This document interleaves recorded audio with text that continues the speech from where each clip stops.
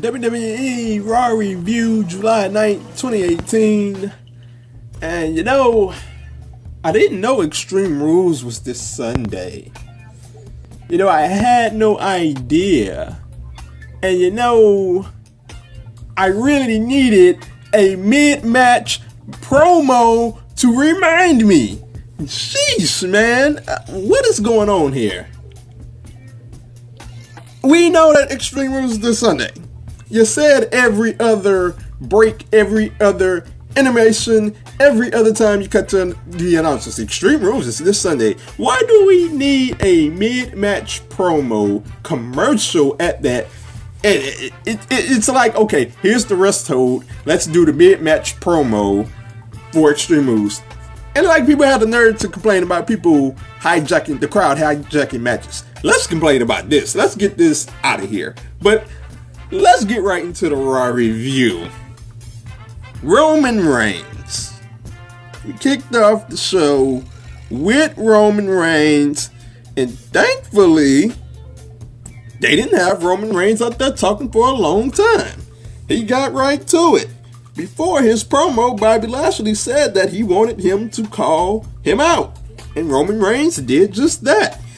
Lashley came down to ringside, no smiles. That was the destroyer Bobby Lashley that I've been waiting to see for quite some time now in WWE. Came down, Kurt Angle told them not to fight. They did not listen, and we had some fisticuffs going right in the middle of the ring. Good old brawl, the fans were into it.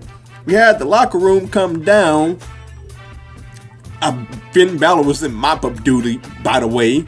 But the locker room came down and tried to separate him, and this was pretty decent until it went for too long. I mean, the fight where the locker room tries to break up the fight and then one guy overcomes 10 guys is just starting to kind of get old, if you ask me. We did that like 10 or 11 times. And it all ended with Roman Reigns doing a dive over the top rope. And I gotta say that when it comes to his facial expressions, even though I'm tired of the one guy fighting off 10 guys in the pull-apart brawl, when it came to Roman Reigns' expressions in his face, he looked entertaining. He looked like himself for once. And I mean, it just goes to show how great a heel turn would work. But as it stands for this segment, it was decent, but it went way too long. I mean, by the time we were to the end of it, I'm down on my phone, I'm looking at Twitter, I'm doing everything else. I'm just like waiting for it to get over with. So we moved on.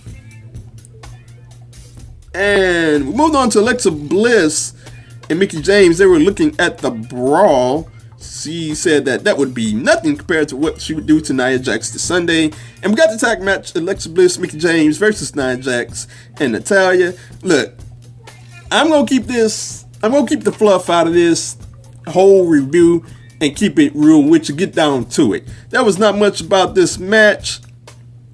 I mean, a little bit of back and forth, but it really got going with Nia Jax picked up the hot tag. She did some tossing around of Natalya. The crowd got into it. Did a nice overhead press slam.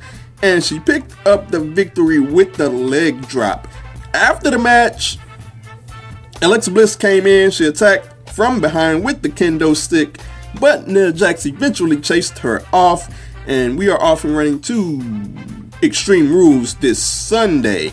Not much build, not much creativity has happened in this build, but Extreme Rules is this Sunday and we're off to it. So after that, we got Kevin Owens coming into Kurt Angle's office saying that he had a doctor's note saying that he can't compete tonight and that he would hang out in Angle's office to stay away from Braun Strowman. Like, the faster they write off this Kevin Owens, this wimpy Kevin Owens, faster they write him off for a few weeks and bring back the Kevin Owens that powerbombed Machine Gun Kelly off the stage, the better off Raw will be. Kevin Owens is a fierce animal prize fighter. What happened to that guy? Give me that guy back. But moving on. We had No Way Jose versus Mojo Rawley. Nothing to this match whatsoever. Went like 5 minutes. And Mojo Rawley finally accepted the challenge, the rematch, and he picked up the victory in convincing fashion with the Alabama Slam. I gotta say, it's been a long time since I've seen somebody actually win a match with the Alabama Slam for once. But as for the match overall, not much heat to it. Crowd wasn't really into it, and Mojo Rawley picked up the victory. We would move on from there as they showed Sasha Banks and Bayley in counseling. We didn't get any sound to it whatsoever. We just saw a video of them, and they have a new counselor now. Apparently, Dr. Shelby has moved on to bigger and better things than worrying about WWE superstars' mental problems and their problems overall when they fight with each other. So, look, this feud is just dead in the water, to be quite honest. We're in counseling. There's a new counselor. I don't know what's going on. I did a video a couple of weeks ago about how Bayley should be the new Crow Sting. I really thought we had something going there, and then nothing. So, moving on from that, Jinder Mahal runs into Seth Rollins and says that he needs to embrace his inner peace. Like, what is going on with Jinder Mahal? Like, to be honestly, Jinder Mahal has done nothing in his Raw run. He basically debuted. He lost the United States title to Jeff Hardy. He lost out in the feud Roman Reigns, and like, he's just chilling backstage doing absolutely nothing and making no impact whatsoever. So, like, the guy's doing nothing. That's the point there. And like, he's been relegated to stalking Seth Rollins, for goodness sake. So that led us to Seth Rollins. He came out to cut a promo. He couldn't even talk because the crowd, Boston, was just all over the guy. They loved the guy. And I've said this previously on Twitter that, look, they better do something with Seth Rollins, something significant with Seth Rollins at SummerSlam. He should be in a title match, for goodness sake, against Brock Lesnar. Because, look, the crowd loves him, and you're going to get an angry crowd if you're not doing something with Seth Rollins, something significant with Seth Rollins at SummerSlam. Either significant or in the title match. He should be in the title match. So, we had the promo time. He came out and he talked about all of his nicknames. But he said that the nickname that he's focused on is being called the former Intercontinental Champion. That would lead Dolph Ziggler and Drew McIntyre to come down to ringside. Dolph Ziggler was on the mic. He did a pretty decent job. He put over Seth Rollins really well, but he eventually said that Seth Rollins is not Dolph Ziggler. And he cut a pretty good promo talking about his time at Kent State. And also, Drew McIntyre grabbed the mic and said that he was coming to the top to Seth Rollins. And Seth Rollins did the classic thing where the face divides and conquers the heels. And that led to, and the promo was going pretty well until Seth Rollins led into the sheep joke. Said that, okay, he figured it out that Drew McIntyre, that Dolph Ziggler has picks on Drew McIntyre with a goat, or with a sheep, he said. And that just derailed the entire promo. Bad comedy, bad written comedy, and I could care less for that. But a match was set up, and we would have Seth Rollins versus Drew McIntyre later on in the night. So that led us to Bo Dallas and Curtis Axel. They mocked Bray Wyatt and Matt Hardy once again. And that led to Bray Wyatt and Matt Hardy coming out. They did not like the impersonation. They said they're here. And that would lead us to Bo Dallas versus Matt Hardy. Not a whole lot going on in this match. That was a dangerous spot where it was much like the Enzo and Mari, and I think it was the VOD villains that Enzo and Cass were facing. But the spot was that Matt Hardy tried to throw Bo Dallas outside of the ring, and his neck and his face got caught up under the rope. And it was a very dangerous spot, much like the Enzo spot that kept him out for a long time. And I was very worried for Bo Dallas, but he was just fine. He would get back into the match, and the match would end as Bray Wyatt took Curtis Axel out as it looked like he would distract Matt Hardy or get up on the apron to get to Matt Hardy, and Bo Dallas hit a neck breaker to get the win on Matt Hardy. So it's interesting. The B team has pulled off a lot of momentum here. They got another fluke victory, and at this point they've beaten Matt and Bray in some sort of fashion in continuous weeks. So, you know, it just looks like they're just a team that's just there to get lucky and lose at the pay-per-view. We'll see how it all turns out this Sunday. So we would move on, and Bobby Lashley would be backstage, and he cut a promo, pretty decent promo, pretty simple promo, where he said that he did not respect Roman Reigns. Said that he even respected Sami Zayn, for goodness sake. But that he said that Roman Reigns would not walk out this Sunday. And then he turned back and he said, believe that. That was simple enough. Now, Bobby Lashley, when he's simple, when he's angry, he's great. Much like he was in TNA, when he's angry, Bobby Lashley is great. Now when they have him come out and be smiley Bobby Lashley, nah, I don't like that. I like the destroyer Bobby Lashley that I saw in TNA in Impact Wrestling. So it looks like we're finally getting that out of him for once. After that, we had Tyler Breeze backstage. He was talking to the Riot Squad, and they eventually threw his fashion t-shirts back in his face. Why are they not in counseling, for goodness sake? Where's Kurt Angle when you need him? So that led us to Ember Moon versus Liv Morgan. And I gotta say, what is Ember Moon and the Riot Squad's motivation at this point? There's nothing going on with Ember Moon. She's just in matches, random matches, and the last few weeks it's been random matches with the Riot Squad. And the Riot Squad, I mean, their purpose is to go around and knock stuff over backstage. Like, what are they even doing at this point? I have no idea. You could tell me. I don't even remember why Ember Moon and the Riot Squad is feuding in the first place.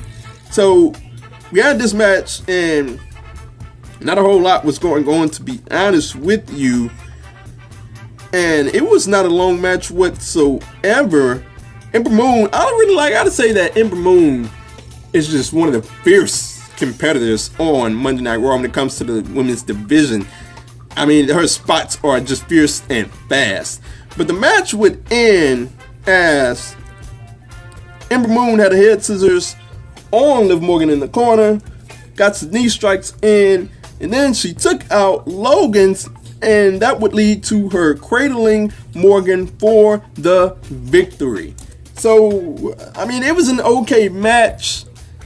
I'm not really feeling the direction that Ember Moon is heading in, the direction that the Riot Squad is heading in either. It just looks like they are both spinning their wheels until they can get into some type of significant storyline. We'll see how it all plays out for them, but I am happy to see Ember Moon picking up momentum and getting wins. So we cut to Kurt Angle's office, and it was then that Drew McIntyre and Dolph Ziggler came in, and Kurt Angle made the stipulation that in the match, in the main event, if Drew McIntyre lost to Seth Rollins, he would be banned from ringside at the Iron Man match at Extreme Rules. And I found that kind of useless, because even if Drew McIntyre is at ringside, doesn't the referee have the discretion to toss him out if he gets tired of his actions, quote unquote?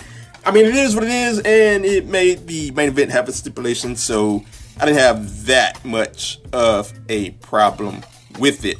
We would then get treated to Elias in the middle of the ring. I gotta say, Elias' momentum, I mean, I really think that they should have really put the Intercontinental title on him, but that is another story for another day. Got Elias, he said that he is doing a debut album. I gotta say, if they're serious about this, I'm gonna get this Elias album. I'm gonna bump it. So, I mean, I hope they go through with it. I mean, I don't like what they have been doing with Elias. They pretty much have been doing nothing at all with him, but the crowd still loves him. And he can still get the crowd to boo him, cheer him and boo him at the same time. He kind of has the Rock quality to him, to when The Rock had the Hollywood heel turn run, and the crowd would just love him and boo him at the same time. So that was great. It led to Constable Corbin coming out and singing Itsy Bitsy Spider, to which at that point I was like, what am I doing here? Why am I here? So that led us to the tag match. Finn Balor and Bobby Roode versus Constable Corbin and Elias. Finn Balor and Bobby Roode fresh off of mop-up duty from the brawl with Lashley and Reigns. I mean, it is what it is. But we had a Bobby Roode sighting. So this was the first match where I was like, okay, I'm into this. We had, before the commercial break, we had tags to Balor and Elias. Balor really picked it up well, hit the double stumps, but as we went into commercial break, he got distracted by Corbin, and that allowed Elias to attack. After the commercial break, and I gotta say that during this match, another thing that ticked me off, we had another in-screen promo where they cut to a commercial. We had the rest hold and the cut to the commercial to hype up Extreme Moves. You know, that's this Sunday. We had another one of those. So I'm just get that out the way. That annoys me to no end. We have people in the ring. Stop doing that, please. So the match would pick up as Bobby Roode got the hot tag. He cleared house. That eventually led to a blockbuster, but Elias made the save. And that would eventually lead to the end of the match as Bobby Roode hit a spine buster on Elias, but Corbin hit him with the End of Days to pick up the win. This was a pretty good match, to be quite honest with you. One of the second best match on Raw last night, and I was invested into it, but at the end of the day, I mean, this doesn't do a whole lot for Elias and Bobby Roode. I mean, they had a feud where they went with those continuous matches and it led to nothing. Now they're back facing off against each other. I mean, we'll see how it goes. Elias, I mean, the guy needs some momentum. I mean, he has a debut album coming out, but they need to do something with him. So, moving on, we had Braun Strowman in Kurt Angle's office, and they had Kevin Owens acting like a wimp again, and that led to Kurt Angle making a steel cage match this Sunday at Extreme Rules. Braun Strowman versus Kevin Owens. And please let this end, for goodness sake. Braun Strowman versus Kevin Owens. Get it over with. Get it over with at Extreme Moves. SummerSlam is next month. Get this over with. So that led us to Renee Young interviewing Roman Reigns. And he kept it short and sweet. Said that he wanted to provoke Lashley tonight. And he said that he didn't have any respect for him until tonight, but he'll need more fire. And he said that Lashley can be the man just somewhere else. They kept it short and sweet with Roman Reigns. When they keep it short and sweet with Roman Reigns and he's angry, it tends to be fairly entertaining for the most part. They did a pretty good job here. They kept it short. They didn't have him do some long interview. So a job well done on that one. Moving on to the main event of the night, Seth Rollins versus Drew McIntyre. If Drew McIntyre loses, he will not be ringside for the Iron Man match at Extreme Rules. So this was kind of like the prove it match for Drew McIntyre's first big stage match in this run with WWE on Raw. So this was a phenomenal match. I think they had some impressive spots in this match as well. McIntyre hit a nice over the head, belly to belly, excuse me. Now, the second best spot of the night for me was when he counted the blackout and he did a reverse Alabama slam. I don't think I've ever seen that before. I've seen the actual Alabama slam before. Now, I mean, we just saw it hours into the night, hours before, on Monday Night Raw, excuse me, but he did a reverse Alabama slam, and it was effective. I mean, he did get the victory from it, but it was ineffective, and it looked painful to say the least. But the spot of the night was when Drew McIntyre went in the Tree of Woe, and he counted the stump, and he bridged up, and he did an overhead suplex. I thought that was just ridiculous. I very much enjoyed that. But the match would end as Dolph got involved. Seth hit the blackout to Dolph, but Drew McIntyre came up right behind him, hit the Claymore, and picked up the surprising win. I gotta say, this was a phenomenal match, and a pretty surprising result. I mean, once Angle makes that stipulation, you're thinking, okay, obviously Seth Rollins is going to win the match. It's going to be one-on-one at Extreme Rules. But they pulled a surprise here. Drew McIntyre picks up the victory, and I gotta say, that was a huge victory for Drew McIntyre for his momentum going forward. He's in this thing with Dolph Ziggler. Eventually, that thing is going to break up. So, I mean, we can look back at this match and say, okay, this was the moment to where he really picked up a ton of momentum, getting a victory over Seth Rollins, arguably the hottest wrestler on the Raw roster, and he picked up a victory on him. It wasn't a clean victory, but it was a victory nonetheless that he got. And we'll see how things shake out this Sunday. So, that's it for this Raw review. I mean, look, it was a chore to sit through to watch this Raw. If I'm being quite honest with you, it was a chore to sit through. We got the fantastic main event, and I enjoyed it. I enjoyed some spots here in Raw. There were some times where I enjoyed it. The brawl to start the show was really enjoyable until it went too long. There were some things I liked about it, but overall, I did not like it. It was a chore to sit through. Pretty sure SmackDown won't be a chore to sit through. I'm pretty sure they'll have a phenomenal show tonight. So let me know, what did you think about Raw? Let me know on YouTube. Let me know on Twitter. What did you think about it?